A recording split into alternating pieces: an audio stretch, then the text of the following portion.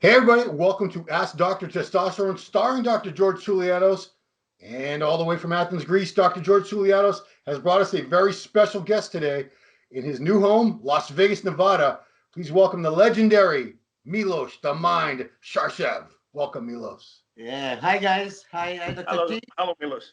Thank you so much for the opportunity to have you. I mean, I know you personally. I met you three times: one in Vegas, one in Columbus, and one in Athens. Yes. And we exchanged beautiful ideas about our beloved sports. So now you accept my invitation, and let's speak about perhaps what are your impressions on the Olympia. You know, if can Rami make his dynasty? Yes. Yes. Uh, Okay. Let me just say something very interesting because I know that Ron doesn't know and many other people don't know. My daughter was here yesterday for my birthday and she asked about you. So, Ron, imagine this. I'm with my daughter in Acropolis and I take a picture, right? And I Yeah. posted on Instagram while I was there.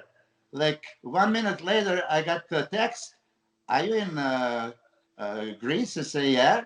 You're here in Athens? Yeah. I said, let's meet. And then I think next day we met, right? Wow. This is our original meeting with Dr. Yes, George. this happened actually through a client of yours from Cyprus, Nick Yeah. Anthony. Hmm. Okay. Okay. And then I sent you some photographs in order to convince you who am I with Patrick Arnold and with Rick Collins. Yes. And Yes. then, yes, I brought you my Greek book and I told you this is what I do. So you told me I cannot read anything about this. I hope you are good at it. Yeah, And I then have we all the met. books in Greek language. I couldn't do much with it. Yeah. It's all Greek to And me. then, yes.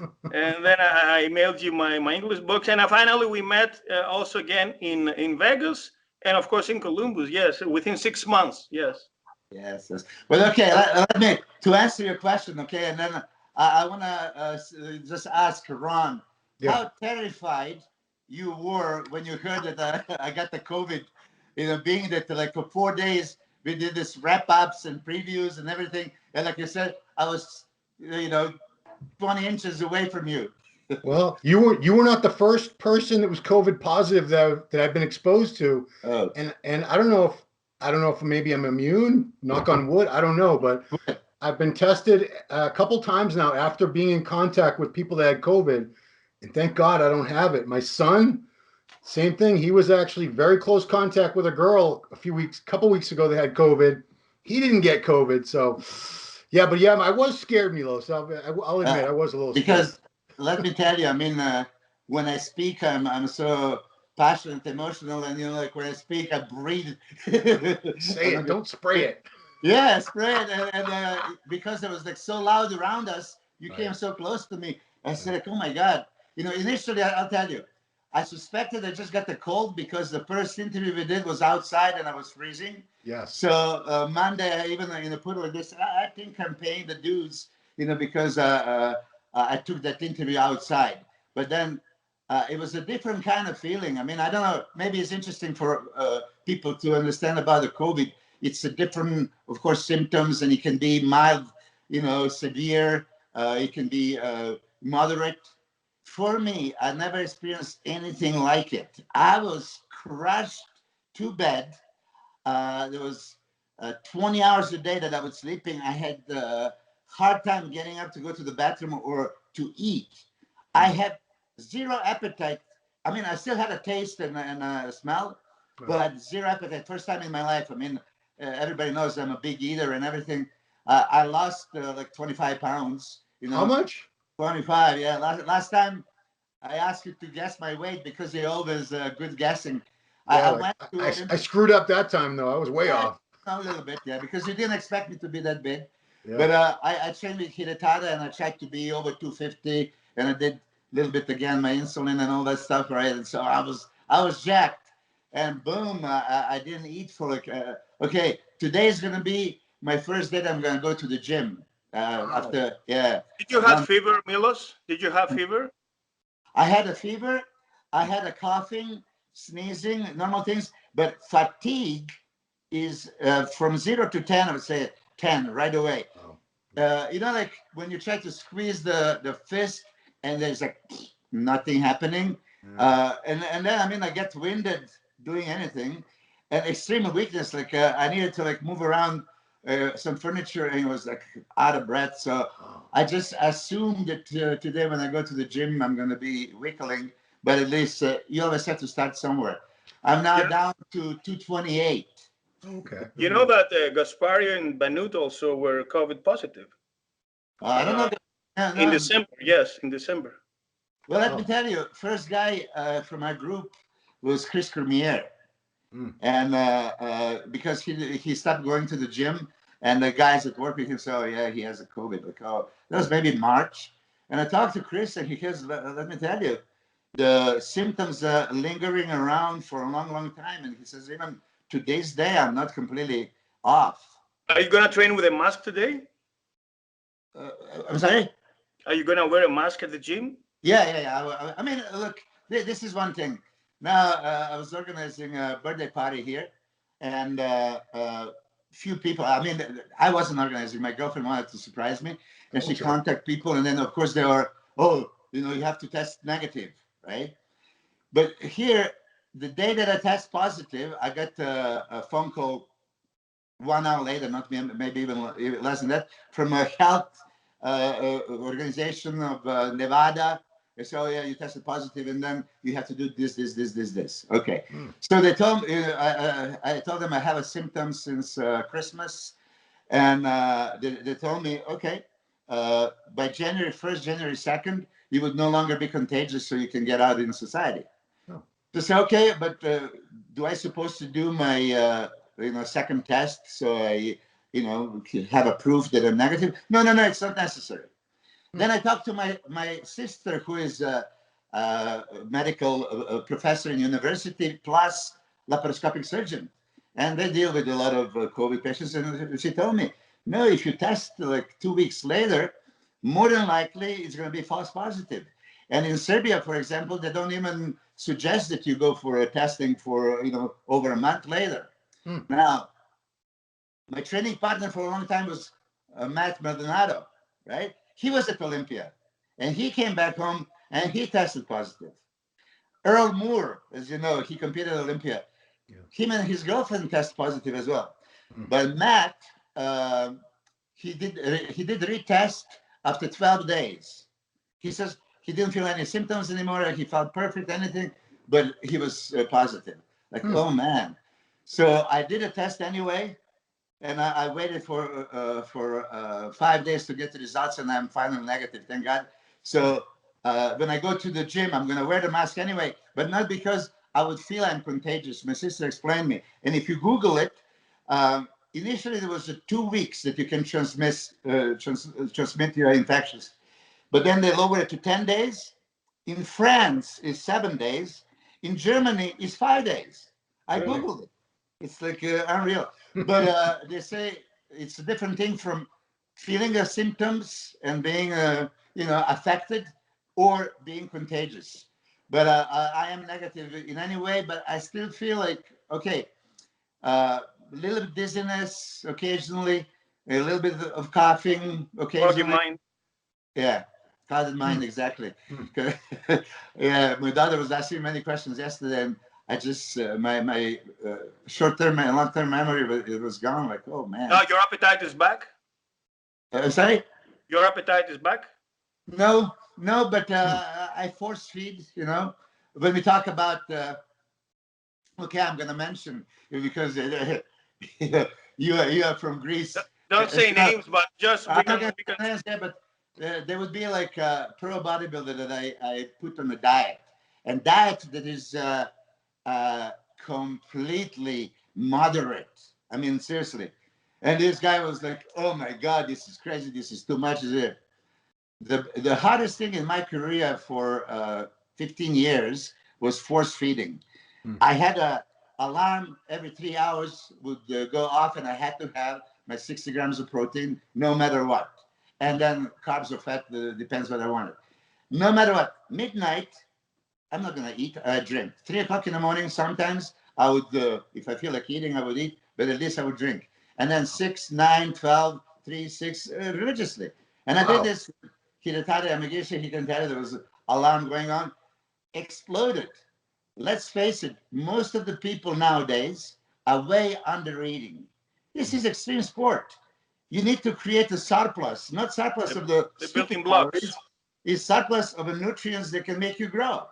And I then know hardcore bodybuilders that blend the food and drink it. if they must, yeah, if you have an appetite.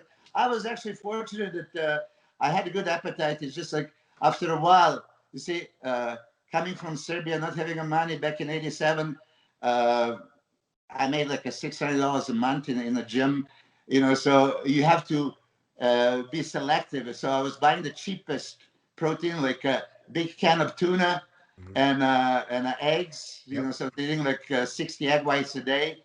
But you can still afford it. You can still make it happen. So, of course, I got sick of tuna and I didn't want to have a tuna for years afterwards. But interestingly, every single day, my breakfast is the same. I had my egg whites with 2 yolks and, things like this. Yeah, but just to make something, Ron, you don't even know, Dr. T and I know about the Pro. I really want to help.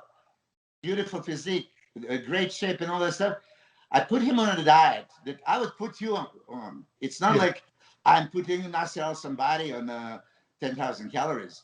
It's like really moderate. And then he says, no, this is too much. And I even reduce it after a week, making him feel bad. Like, okay, listen, you eat Actually, like a bird. it's 7 meals of 1,000 calories. So the off-season diet is 7,000 calories, which is reasonable, sounds reasonable.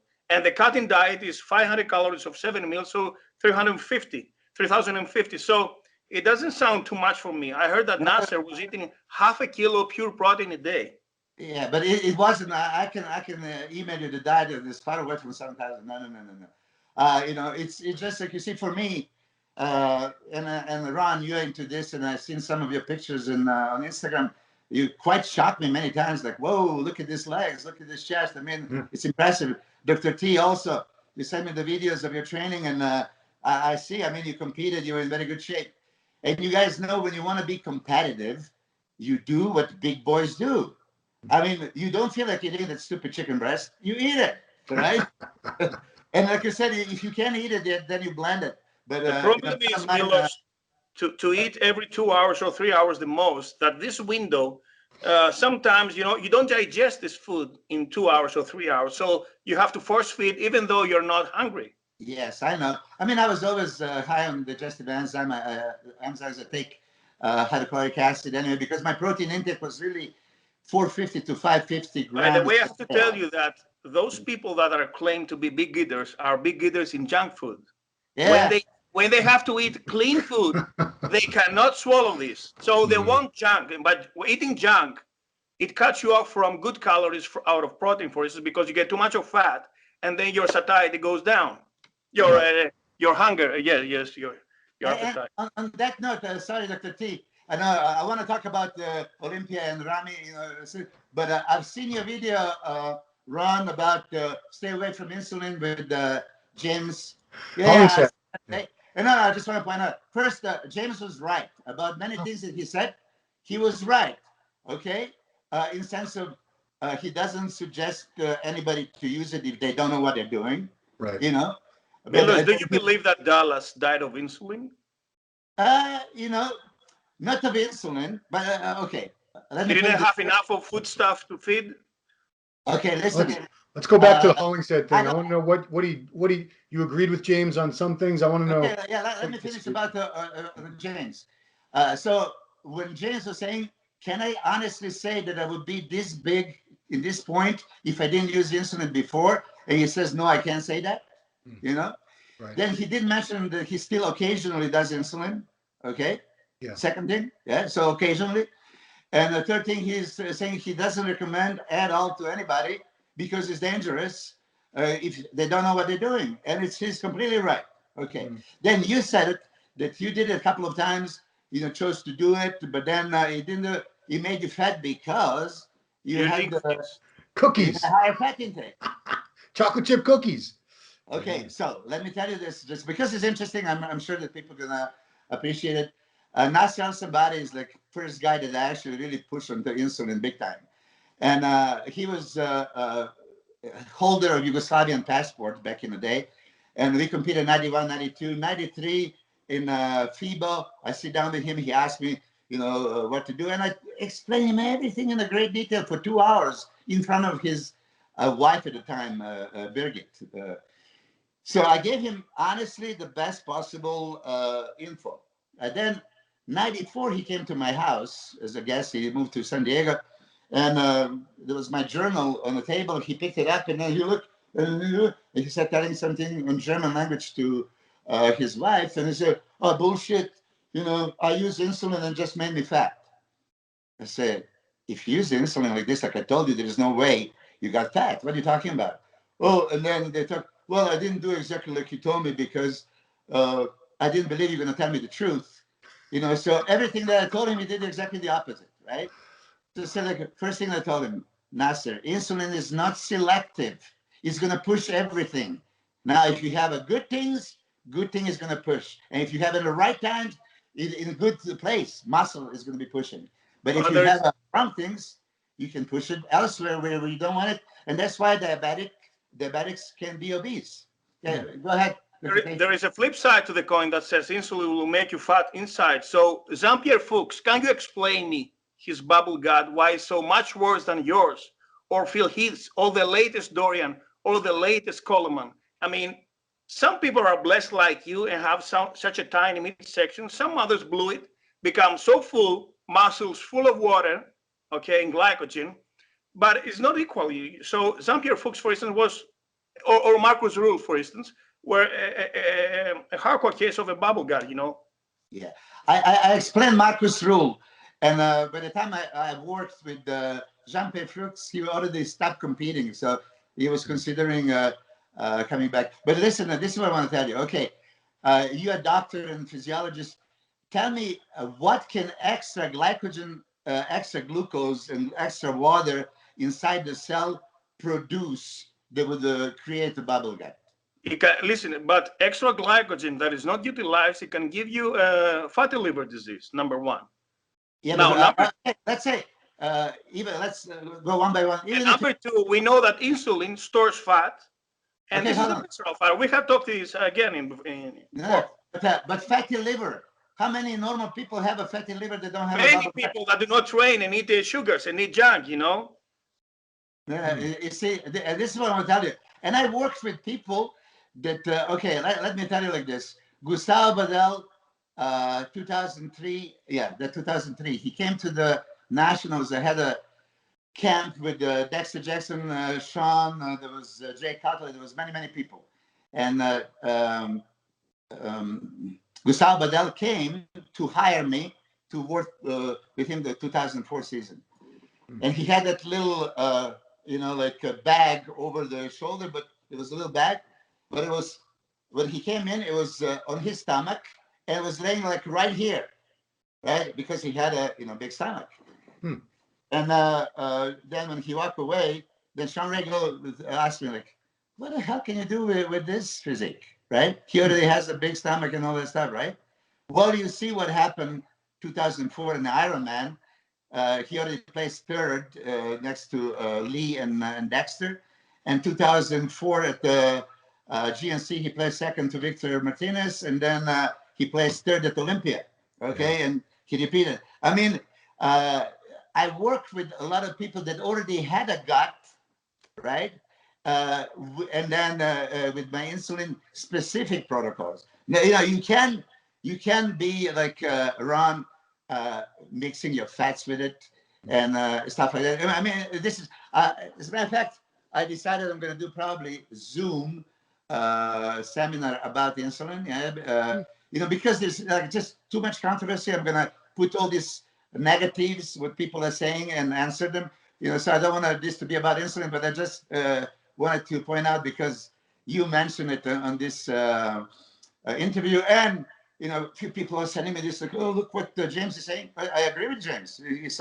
He sound very, very logical. Okay, it is just that his coach, who used to be my client, Patrick, that I teach him how to do it. Right? They decide not to do the amounts that I do, but just like little something, which I'm saying that it's spitting it into the ocean is going to do nothing. right? When you do it, you have to create super physiological amount to create, strong anabolic action. But one thing that he said, stay away from insulin. So let's just discuss that briefly. George Farah says the same, by the way, and he regretted by using it in the past. Did I got it? George Farah. George Farah wanted to ask me, but I didn't want to explain him, and he didn't know how to use it. What did he regret it for? Because he doesn't know how to use it. Let me tell you,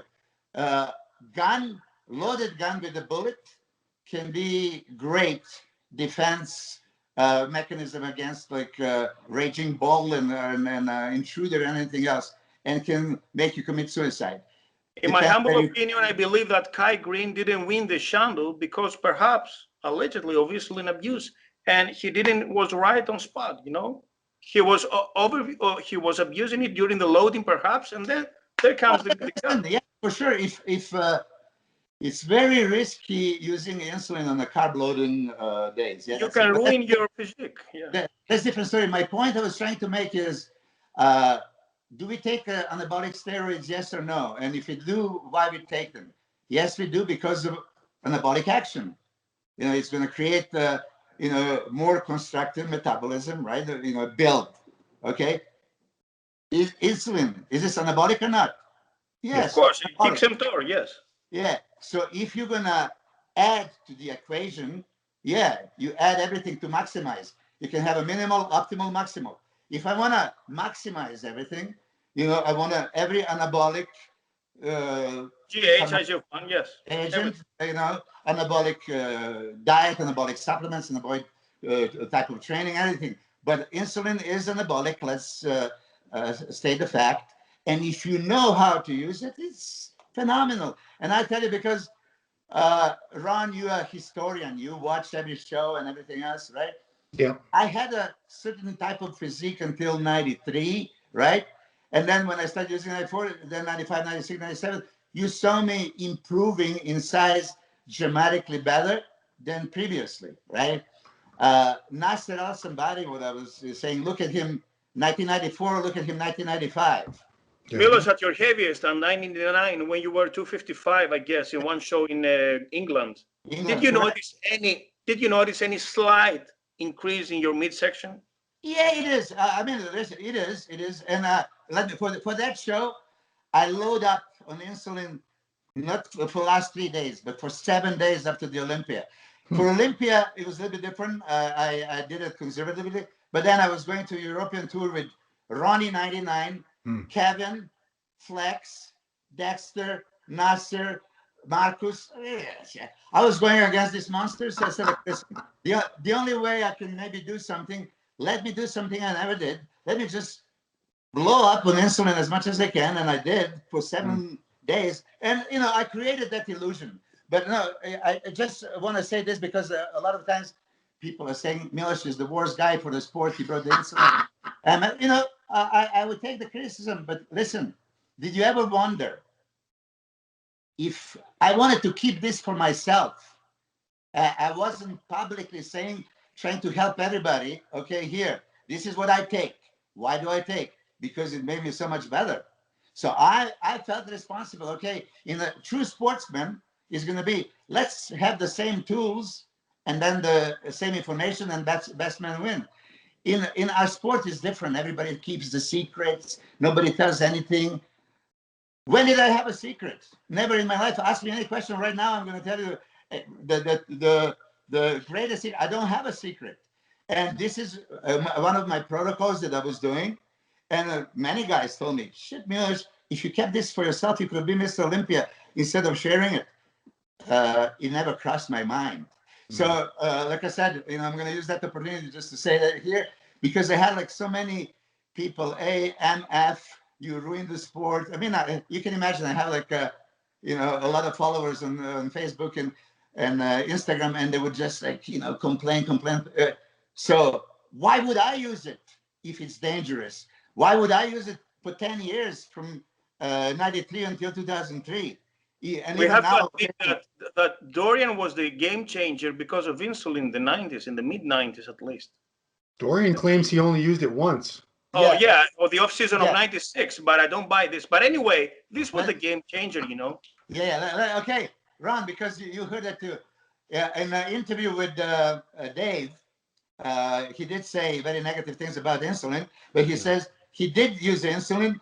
And then Dave asked him who you got it from Milos. Of course. It is obvious that he used, yes. Right? Can I show you something, Milos? Because you put this up on Yeah. Instagram. I have this You copy have of it. Iron Man. There So you that go. was When was the that? August 1992 issue of Iron Really? Man. So I think this was a photo shoot after the 92 Pro Iron Man, probably.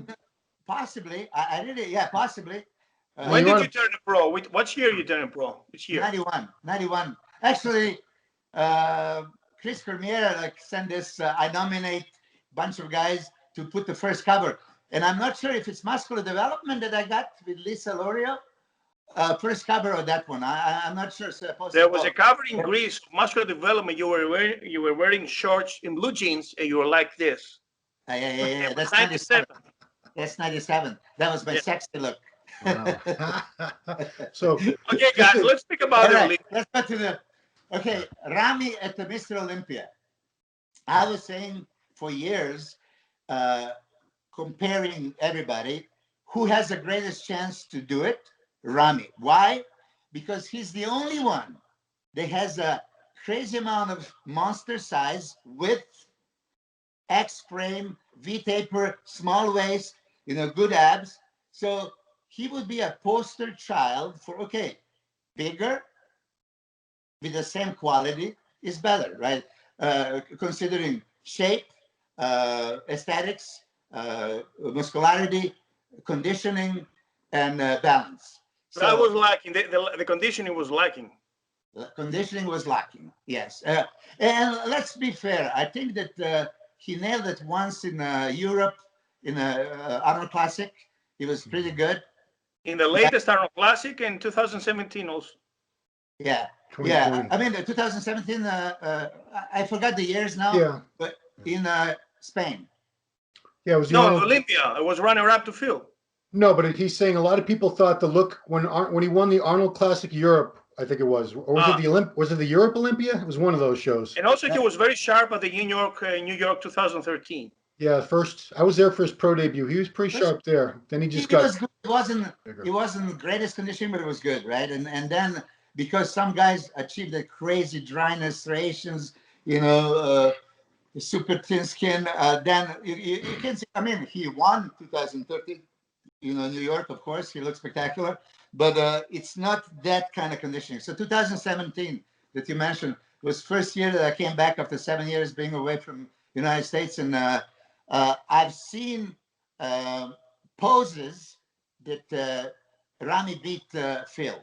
I saw it could happen because he's wider. He has that. Just width, standing there, relax. It's one thing when you look at the shoulders like this and one like that, right? Yeah. Front lat spread. He's so wide. Yeah, it was just like so much more of it. And he has a craziest X frame, right? Because he has the widest shoulders and the widest sweep on the thighs. So, somebody can have a good legs, but it's still not exactly the thigh sweep. The thigh sweep, yes. Yeah, this is crazy. And he has that. So cartoonish. Now, sorry? Cartoonish, like cartoonish. Yeah, it's amazing. So I know going into the show, a few people are, there's no way he was just third at Arnold Classic. Even at Arnold Classic, he looked at the finals. If I would be judging, I could possibly give it to him over Boniak and Dexter. I love Dexter, of course, and they were both good. But let's face it, okay, you guys. He was not bad at all. He was not bad at all in the Columbus. Yeah, and he said the differences between top guys could be absolutely minuscule. And now it's a flavor of a day. They go with this, they go with that. If they went with the Rami at Arnold Classic, you think there would be much complaints? Okay, slightly worse condition. Some water retention in the lower back, in the hams, in the glutes, perhaps. Slightly, but a little bit blocky to the inner thighs, to the adductors. Blocky?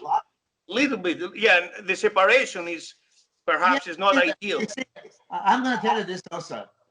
I see some guys that do not pose correctly, actually. And now they're going to say, Milos, you're such a smart ass. And again, I'm not trying to be a smart ass. I'm trying to give advice. And I posted on my Instagram a picture for a hamstring. How do you contract your hamstring? And then how do you contract your quads? It has to be from a hip flexors. You know, so you tilt the hips back, right? Flex the hip flexors, and then you push the knees out. And you're going to get the crazy deep separation without squeezing the quads.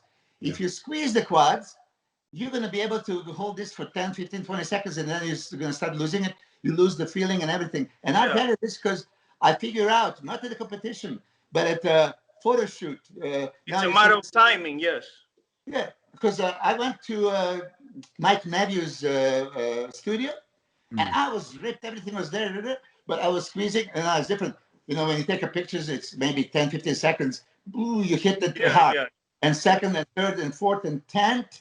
And then he goes legs. And in my mind, I'm squeezing legs the same way. And I look at it, there's nothing happening. Like, and then I realized, oh my God, this is it. So it's just a positioning aspect of it. I can stay 1 hour with the legs like this. As a matter of fact, I'm going to tell you, back in 97, the lady, she was artist. She came to do the cast, to do the bronze statue of me. And, you know, so you have to put some material, and you cannot breathe for 7 minutes, you know, so you would, you know, not just breathe. You hit the pose, right? And hold it for 7 minutes. And legs as well for 7 minutes. And it was perfect. I mean, I did it. You know, because if you relax, you know, you're gonna blur that separation. You know, so if you don't squeeze the quads, you know, you can keep them for a long period of time if you just manage how to find them. So Rami, I think he's still pushing the hips forward, not backwards. And if you push the backwards and then push the knees out, it's like I'm here pushing your knees in, and you have to push me out, right? This is kind of thing. And I hope he's going to try it. Well, but Dennis, you're a friend of Dennis James, right? You're a good friend of Dennis's. Oh, yeah, very good friends with Dennis. So Dennis is the one that has helped him with the posing for the last 3 weeks. They did an unbelievable job. Yeah. Unbelievable job. So wouldn't Dennis have picked up on that Rami wasn't? Well, listen. Even look at my guy is Max Charles, right? Yeah. And I look at him, and I tell him, and I tell him, and I tell him, and it just doesn't happen, right? You know, so I don't know. I mean, look, Rami has a crazy legs. It has a good separation already. But you see, like some trained eye, like Dr. T, he realized that maybe a doctor's too full flat and not separated, right? So his eye saw that. So can that be improved? Possibly. So let me tell you, I think that Dennis forcing Rami to pose so much. Number one, he gets to improve separation condition, improve the separation, and he could handle all this posing that obviously physical condition. Yeah. So by all means, I mean that's a marriage made in heaven.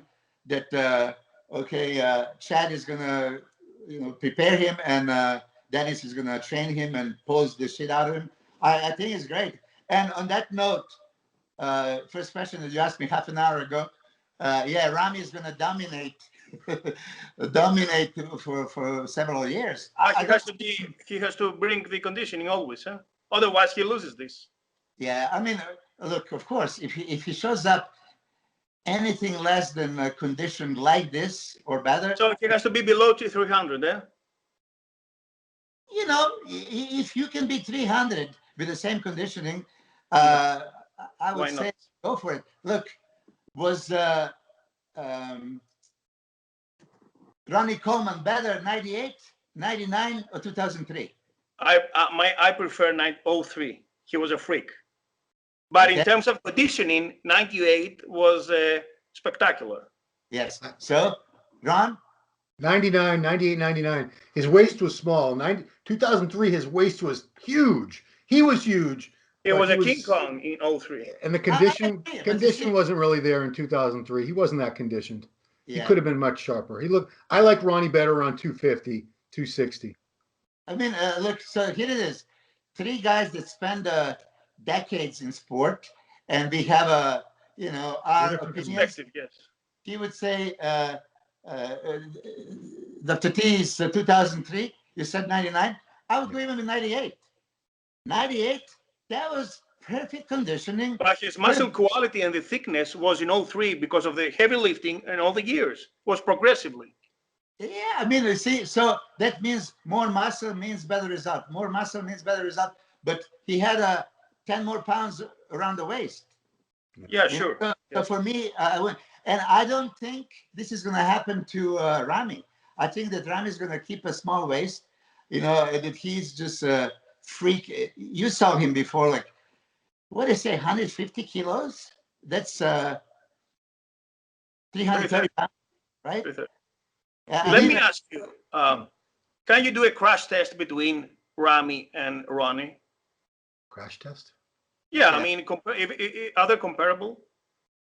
Not just in size, but I think Ronnie Coleman is superior in quality and in thickness. Okay, the Rami needs to develop this through the years, and perhaps there's some room to improve in the lower back. I mean, we had Brandon Carey 2 episodes before, and he said still Rami can improve in the lower back and the width perhaps. Yeah. But also he said that the side poses, there is a distractive thing about his thigh that loses the eye towards to the leg department instead of looking to the chest or to the shoulder and to the arm. So it's kind of distracting his side poses because of this freaky side of the thigh, It's okay. It's interesting view. For me, if something is spectacularly good, it's not distracting. It's very good. Yeah, but we are examining the chest and the triceps, Yeah. Like in muscular development, you guys have this major distractions for super sexy girls. Yeah, it's distraction because there's no way you can look anything but that. So it's the same thing with the Rami. I mean, that side hanging hamstring with the it's beautiful. But now to go back on the point you were trying to make, Dr. T, Rami in a side chest or Ronnie in a side chest. Ronnie all day long because shoulders and arms and chest, even, it's much more thicker, spectacular, more muscular. I mean, 99 British Grand Prix, if you look at Ronnie's flex and Kevin side chest. Yeah, ridiculous. Yeah, it was, I mean, so you're implying that Rami has symmetry, perhaps 55% down and 45 upward, so he needs to stay back in the leg training and develop more his torso. You see, okay, let's face this. This is another good point to discuss. Was Tom Platts ever penalized for having a crazy legs? I think so. Yeah, I say yes. Yes. Yeah. Because his upper body didn't unfortunately, yes. I tell you, listen, I love Tom Platts. Personally know him, I consider him a friend. But I think that if he didn't have those legs, there's no way he would place that high because his upper body was not really comparable to some of those guys at that era. And without these legs, he placed second at the Olympia, right? I mean, so for me, it's the opposite. Was Branch Warren or Mustafa Mohammed or anybody, was Dorian ever penalized for crazy back? No. Okay, no, seriously. This is something, and many times when I talk about it, people say, like, what do you have against Dorian? No, I don't have anything. I have nothing but respect for Dorian. Oh my God. He dominated in the 90s, the hardest era of bodybuilding. He beat all the best guys, Flex and Kevin and Sean and Ronnie and, so, but when they say original man's monster, what was monstrous about Dorian? His shoulders, biceps, triceps, chest, legs, nothing was monstrous. There's 10 guys that can beat him in any of those muscles, except calves and back. Yeah. And he was not penalized for having a freaky back. He was awarded. His conditioning was great also. Yeah, he was. Yeah. So, and this I think I asked Giles because he's a huge Dorian fan, and I'm going to ask you guys. Okay, I'm going to put you on the spot. In the 1990s, who would you pick as a best body? Kevin, Flex, or Dorian?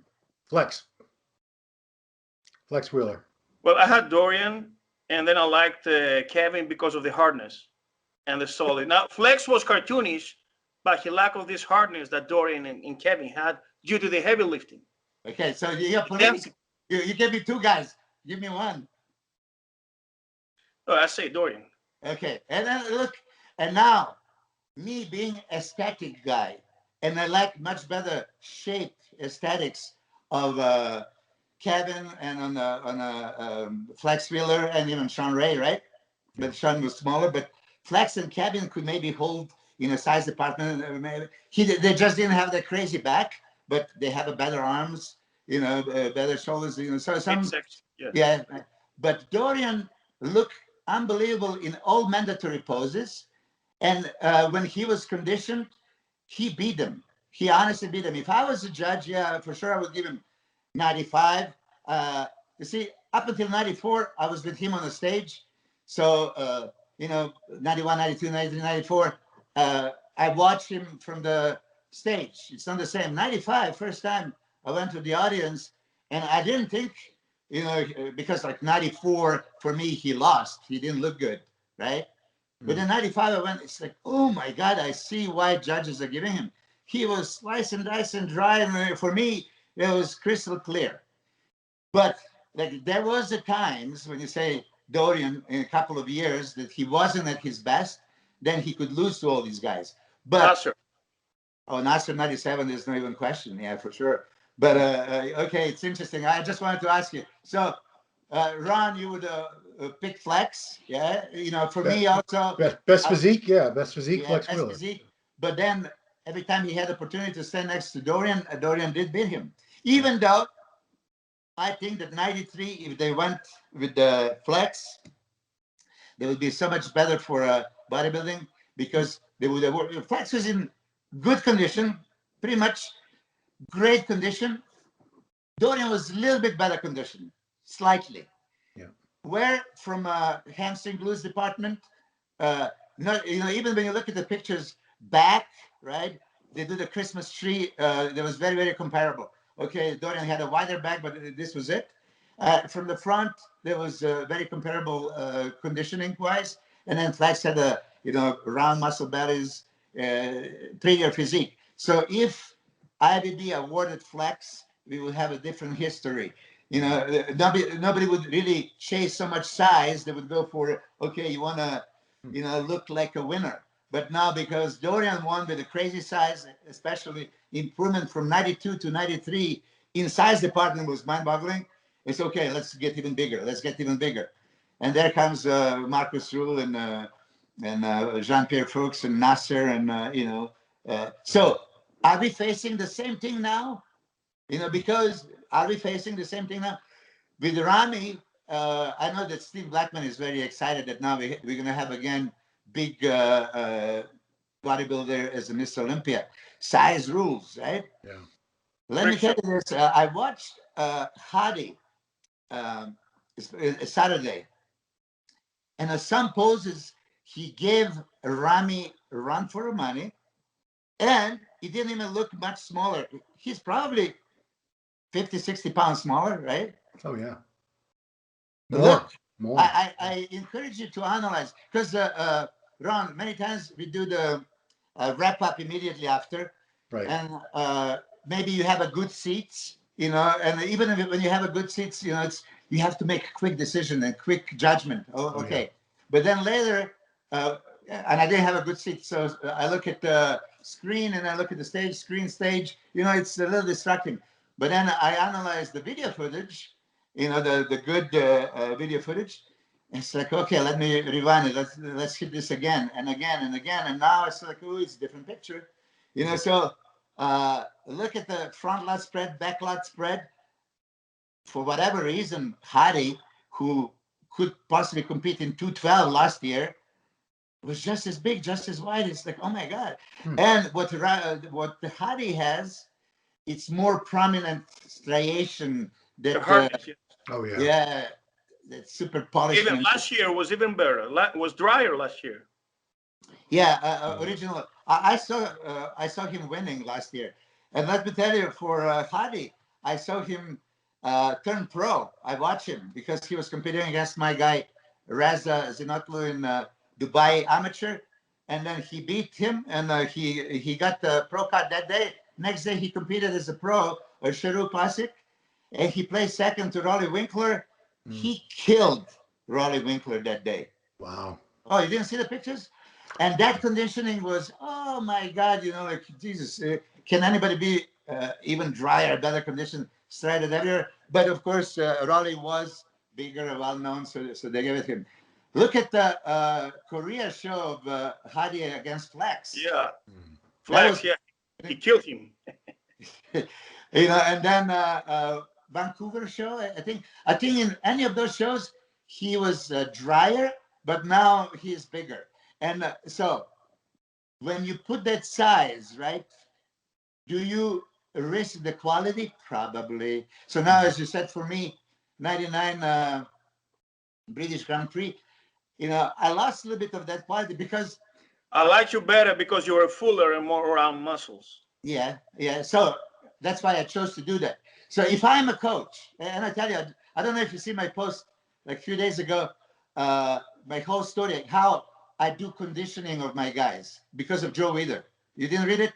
So 1994, I was at Olympia in my best condition, regarding dryness conditioning. You know, it was spectacular. I could see every fiber everywhere. Anywhere you moved, shit was happening. Good. But then I placed 13th. Okay.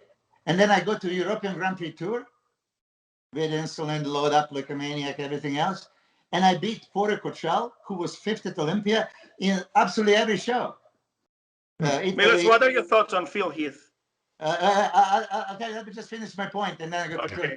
Because it's pointless not completing the point. And this is something that you guys should find interesting, right?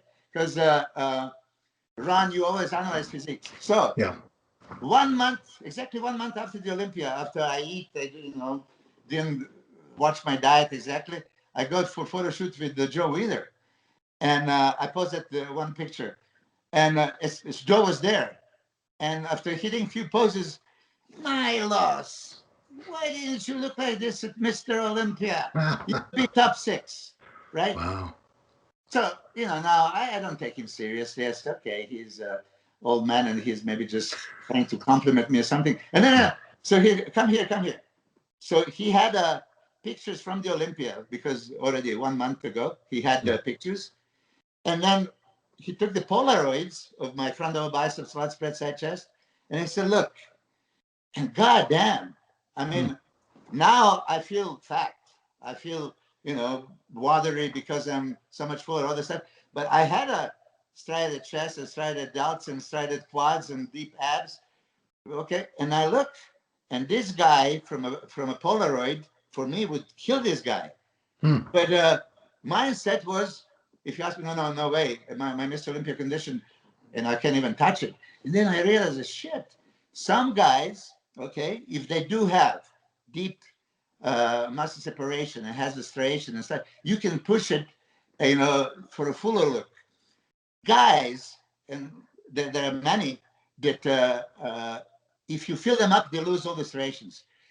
So if you fully load them with glycogen, you blunt it. Yeah, that's the thing. Okay, sorry, Mr. T, Dr. T. Hold on, I got one last question about that. What was the difference in weight, Milos, between the Olympia and that photo shoot 1 month? 20 plus pounds. Wow. Oh, a lot, 10 kilograms. That's a lot. Yeah, 20 pounds. Yeah. I mean, really, this is how it goes with a proper loading, you know, and volumization. Yeah. It's an illusion. It's illusion, but okay. I don't know if you guys prepare anyone, but you competed. So if you take diuretics before the show, what would be the weight difference from night to the morning? Flat. You get dry, but I always got really flat. Weight-wise. Cutting the water also, perhaps. It could be up to 5 pounds the most. Oh, weight-wise? Yeah, I can tell you because it's, to for me, yes. It was 5-10 pounds. I went 10 pounds one time. 10. Yeah. It can be much more. I have a guys to make the weight losing 15. But you look drained, you know. Yeah, but you make the weight, and then you can. Yeah, it's not healthy. It's not recommendable, but it's possible. And I have a guy also. Oh my God, I lost 17 pounds. Like, oh. Some guys prefer themselves the week after the show. Yes, yes, because okay, why is that? Okay, let me. Because of the retention, you know, the glycogen storage, you know, they suck up because you have been deprivated. Yeah, but you see, I'm going to tell you Sodium, yes. observation I have. So many of us, okay, we would be disciplined. We would be super disciplined. We don't want to cheat. We're going to do it, but we make a plan that doesn't allow us to maybe go a little bit more when there was so much more room for it. And I said this a few times, so maybe people are going to be bored. First time I prepared Dennis Wolf for 2007 New York, okay? First time I do it, so I would carb deplete him and carb load him. And the way I prepare it was 3,500 grams of carbs in 3 days. It's so much, right? Because I knew that he has a large frame and we need to fill it up. But he would fill up and lose, fill up and lose. And he was good, but far away from, you know, exploding look. And then for Olympia, we went 5,000. Now that's stupid, right? But for me, at that time, I love his shape, I love his structure, and I knew that he can be considered top 6 if he shows up crazy. If he shows up looking like that, he's not going to be top 10. So say, okay, now you push to the limits and surprise myself. 5,000. I didn't plan 5,000, but every day I didn't let him lose. After the meal, if he was losing, we have to fill it up more, fill it up more, fill it up more. You know, but many people, they would have, okay, this is my plan, and I'm just going to have my 75 grams of carbs, 300 grams of cooked rice, or whatever else. You know, so they are conditioned, but as Dr. T said, not fully loaded with glycogen. And the difference from a show and after the show is only glycogen load. And right? sodium. You don't build more muscle or anything. It's just a glycogen load. Was he on 5,000 grams? Sorry, 5,000 grams of carbs for the loading phase, the whole like few days or one day? No, 3 days. 3 days. Oh, okay, so all right, that's still a lot of carbs.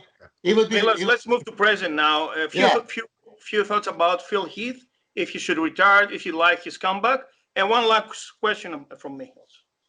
Okay, wow, we don't have a 2 hours. 2 hours? I wish. Yeah, it's okay. Okay, sorry. Okay, Phil Heath. Listen, I was predicting that he's going to come in his all-time best, and if he would have come in all-time best, I think he could have won. He was good, but not at his best, of course. Was he downsized in legs, perhaps? He was downsized everywhere, I think. Maybe arms were not downsized, but even his back, chest, it was just not that 3D look that we used to, the super strided, back. It's the first time you see him, he says, okay, it's good. But in comparison to his previous best, it was lacking. Did you notice any improvement in his midsection, in his guts? Initially, he controlled it, right? And I think that multiple comparison, this is where, if he had a Dennis James prepare him to pose, and handle 30 minutes of nonstop posing, and if he could handle the abs like the first time he came on stage, it would be a different story. Would he win? I still don't think he would win because it was not just the midsection. It was a bit deeper. Yeah, in 2018, I think it's exclusively his midsection that cost him lose. Yeah. Exclusively. So. This time, his conditioning and size also was not comparable to Ronnie. Should he keep going if you were his coach? Yes. If you ask me, yes. How old is Phil? 41. 41? Yeah. I mean, look, Ronnie won even after 40, right? Chris Dickerson was Mr. Olympia after 40. Sergio Oliva was great after 40. Sean Rhodes. I mean, look, I'm 57, and if I didn't screw up my arms with the stupid things, I could possibly make it back on the stage. Even at that stage, I see how my body responded. Let me tell you, okay, this is if you go to the greatcourses.com, and they have a physiology anatomy, it's a great course I took like years ago, and they had and I forget now the doctor's name, but it doesn't matter.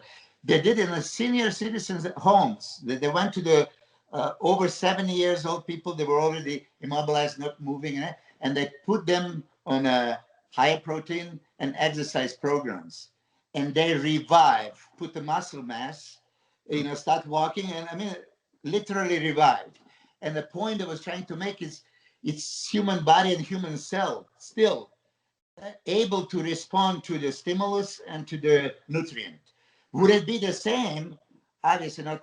You're not going to lift same amount of heavy weight so you can stimulate myofibril hypertrophy, right? But sarcoplasmic hypertrophy, yeah, you could, right? And on that question, how many people reach that crazy size with a crazy weight like Ronnie Coleman? I tell you, Vince Taylor never trained heavy. Look at him. There's there's many people. Serge Nubret, right? Yeah. Serge Nubret never went over 225 on the bench. He would, all kinds of stuff. So could Phil Heath still, improve? I do think so. If he really wants it. I mean, if he shows up at his best, he would be contender. Now, at his best, can he still challenge Rami? I don't know. Now it's a change of guard.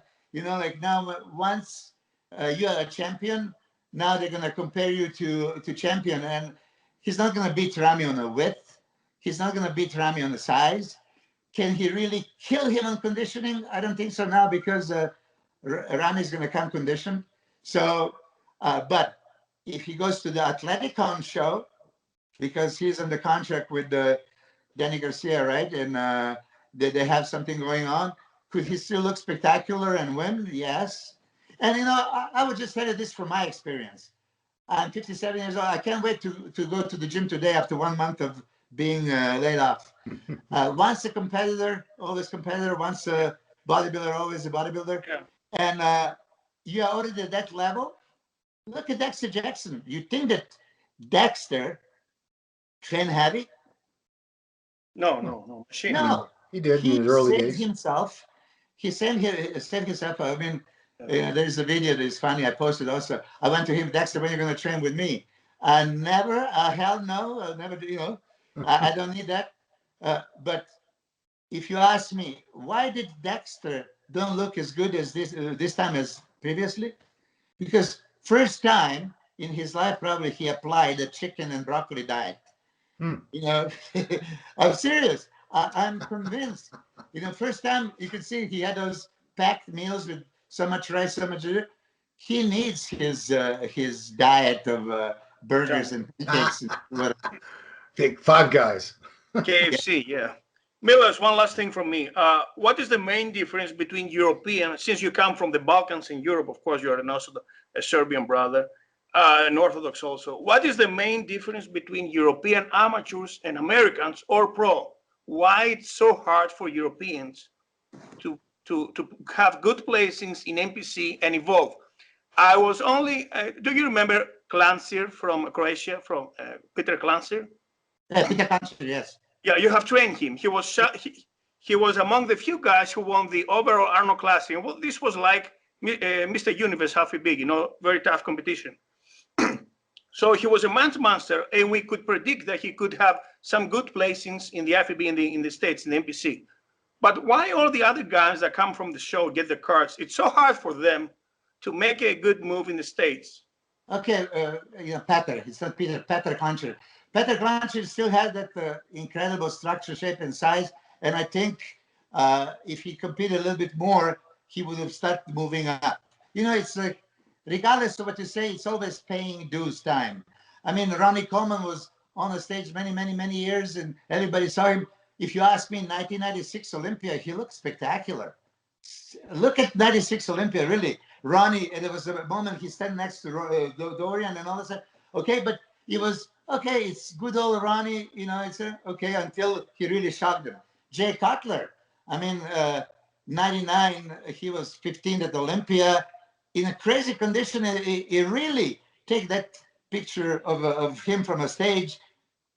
That same Jay's body, yeah, he got a little bit bigger by 2001, but still, he could have placed much higher. So it's paying dues time. I think that Peter Clancher, coming and having a few good showings, then they notice him. Once they notice him and scrutinize everything, oh, he has a balance, he has a shape, he has everything. Maybe he was placing better. But I'll tell you, and I'm European, it's not the same level of quality in America and Europe. There's still Americans. I mean, look at the Nationals, look at the USA, look at the depth of a lineup. I mean, you have a 300-400 guys that look crazy. And then in Europe, I mean, let's face it, economy is not the, like, okay, in Greece, what is the average income, right? Or Serbia or Italy or whatever else. So we don't have a bodybuilders, amateurs in European countries. We don't have a funds and commodity of affording everything we need, like gyms also, supplements, gyms, yes, know-how. If you ask me, there's a bunch of Russians that when you see the Russian championship and you look, oh my God, right? There's Ukrainian, a lot of people in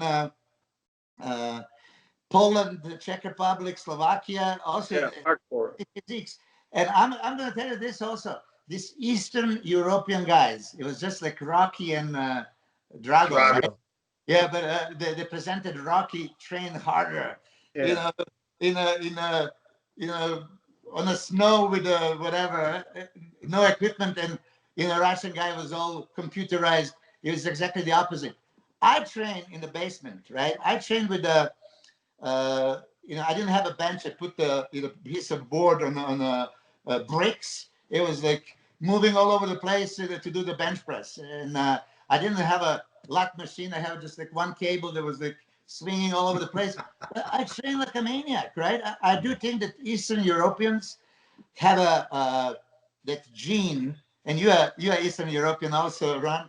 You have a gene for suffering. We can handle a little bit more. Yeah. I think so. But I would still say that quality of national competitors in USA is way higher here. Yeah, I mean, it's population. I just think it comes down to, we have like 310 million people in the US. It's a very wealthy country. There's gyms everywhere. People have more money to buy good food, good drugs. It's just. What about your athletes from China? You had a good talent from China. Yes, it's great. Let me tell you this. I mean, Lu Chen Hui, and there's at least like 5 more Chinese guys. They're spectacular. I'm serious. Okay, he's like 6'2". It's quite wide, quite tall, and great shape, great physique, everything. But he's still, for 6'2", you need to fill up, more mass, more mass, more mass. So once he does that, the thing about Lu, he's a super successful businessman. I mean, multimillionaire. I mean, he has a multimillionaire that doesn't really, maybe doesn't have that extra drive because he has everything that he can possibly want. He cannot walk on the streets of China. I mean, let me put it this way. I posted once. It was just appearance for him to come to greet the audience. 2,000 people showed up just for his 10 minutes hello, to say a few things. I mean, unbelievable, unthinkable. So he is pretty much God in China. Yeah. Korea seems to really be putting out a lot of great athletes these last few years. Yes. South Korea. Yes. San Chul. I mean, he's over 40. He's 41 years old also. And I think he looked great, that he could have moved up to the top 10. Yeah. I have a... Oh, where do you go? Oh, sorry, I'm here. Oh, there you go. No, you're gone again. Oh, yeah, no. It's I got the phone call, so I connected. Anyway, yes. Listen, guys, I mean, I don't know how time limited we are. I love chatting. Listen, I was locked up for 1 month here, didn't talk to many people, so I can't wait to talk. Couldn't train, couldn't lift, couldn't eat, man. What are you gonna train today? Chest? I would love to. I don't know. Guys are going to decide. I trained with 4 guys when we trained with Heath. We had a group, right? And yeah, every time when I come back, I would love to train chest.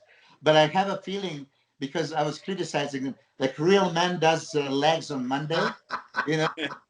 So it could be that I'm going to regret saying that. Oh man, so it's Heath. Heath and his buddies are going to put you to the ringer today. I don't know if Heath is going to come. I'm going to call him right now to find out, because after the Olympia, he wanted to take it easy, right? Yeah. And you know, if I can touch the subject of Heath, yes. I mean, I didn't prepare him for the show. I just trained him, right? Yeah. And he did his own diet, and I respected. He wanted to do his diet. You know, for me, he was not big enough. You know, for me, I used to Heath from 2006 2007. Look at him in the Ironman when he has a crazy fullness. You know, it's different kind of physique. So just do you like him more in 212 or in the open class? I mean, look, he was only 202 at Olympia, and I think that cost him. If he would be 212, it would be a different story. And he realized, so he wants us to do it again. He doesn't want to stop competing, so he needs to put size. But he needs some break right now, so I'm giving him. Did you hear that Dexter Jackson still wants to compete in some of the shows? Did you? No, I heard somebody said the other day. He better not. After all that, at that big emotional speech, his family, no, come on. No more Dexter, no. Yeah, I would not want him to compete, yeah, but hey. It's his life, I guess, right? Yes, yeah. Wow. He had COVID, by the way. He had COVID also. Yeah, he had COVID. Everybody got COVID except for me. You know what? I took a picture with Dax at 2 days before the Olympia, and if he got it, maybe I got it from him. Thanks. Yeah, it's all his fault. You believe he was better than? Just to touch he was this, better than LeBron. I love the fact that we had Olympia and an audience. I was at the Chicago show in Atlanta, and I was in New York show in Florida, and nothing happened. Everything was good, you know.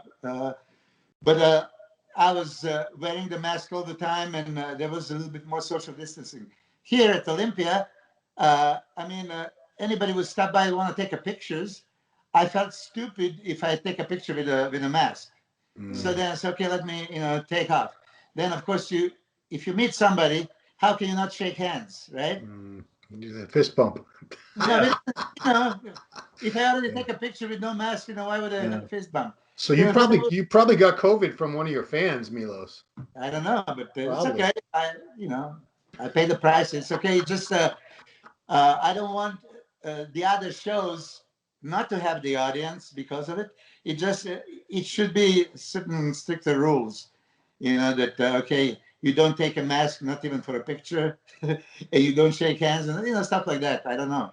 They should vaccinate everybody on the way in. By the way, hopefully, I don't know. I'm not over 70, so I'm not on the first list. I don't know. When you're gonna get your vaccination? He got his. He did. Yeah, you had it because you're medical field. Yeah. Which one you had? Pfizer? The Pfizer. I'm gonna have the second dose by 2nd of February, and that's it. And how long does it last? 1 year? Yeah, I think it's annual. Oh man. Annual, yeah. Got to do it more than once? Jeez. I did it in order to come to the Arnold. I mean, you have to travel overseas with the vaccine. Otherwise, Yeah. I mean, I want to go back to Serbia, and of course, I would feel guilty, even though it's not supposed to be contagious. But I don't know how long. There are people that they got the COVID for a second time, right? Like a few months after. It's like, that's bad news. You have now antibodies that last for 3 months. 3 months. Yes. Okay. Cool. Well, guys, let's wrap it up. I think we definitely need to hear more from Milos on this channel.